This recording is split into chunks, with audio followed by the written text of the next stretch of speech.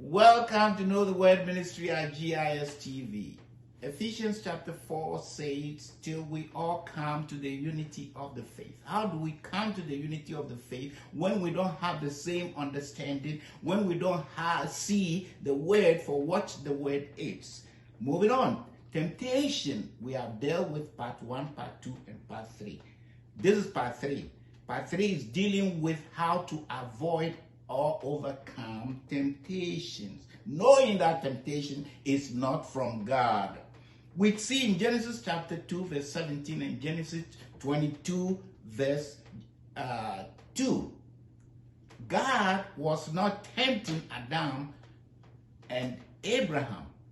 God was leading Adam and Abraham in order to approve them, and it can only be approved after they have been disciplined and corrected. So, the discipline and the correction will give the approval and take both Adam and Abraham to the next stage. And Abraham was able to pass the approval and he moved on. Adam did not, and therefore he was forbidden from the tree of life, which was waiting for him. He couldn't get there. So, as we say, the lust of the flesh and the lust of the eyes can easily be identified. That is 2 Timothy chapter 2, verse 22. But the pride of life is hidden, and it is in the soul realm, so it is not easily identified. And unfortunately, the pride of life has led many people to their untimely grave because they couldn't identify the pride of life and deal with it the way it should be dealt with.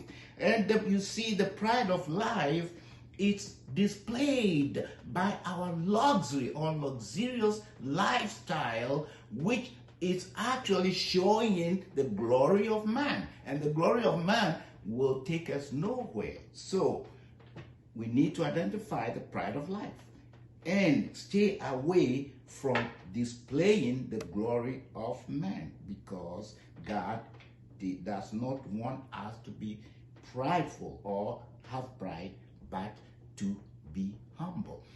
So how do we deal with the pride of life? 2 Corinthians chapter 10 verse 5. There it says, casting down imaginations and every high thing that exalts itself against the knowledge of God, and bringing them into captivity, bring into captivity every thought to the obedience of Christ.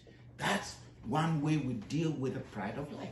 James chapter 4 verse 7 says, submit yourself to God, resist the devil, and he will flee with the temptation. James chapter 1 verse 17 also says, enduring temptation. But we got a problem here. Do we endure temptation or do we flee from temptation? Enduring temptation would definitely lead us into sinning. We don't want to endure temptation.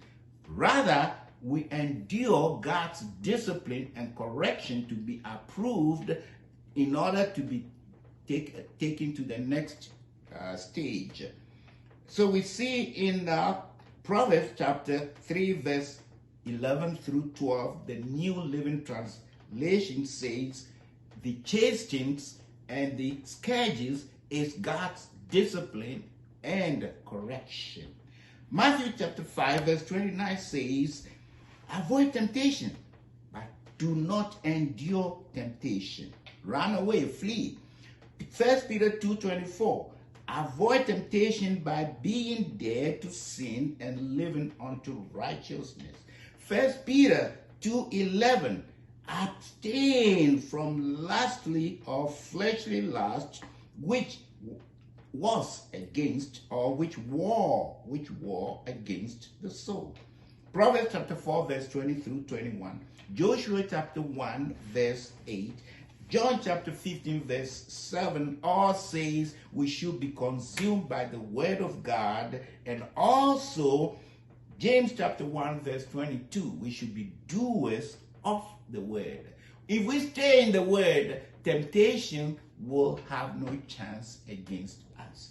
If this message is a blessing to you, please share it and also subscribe to the YouTube channel. We will pick up the next time. Until then, stay blessed. Remember, get wisdom, get understanding. Thanks.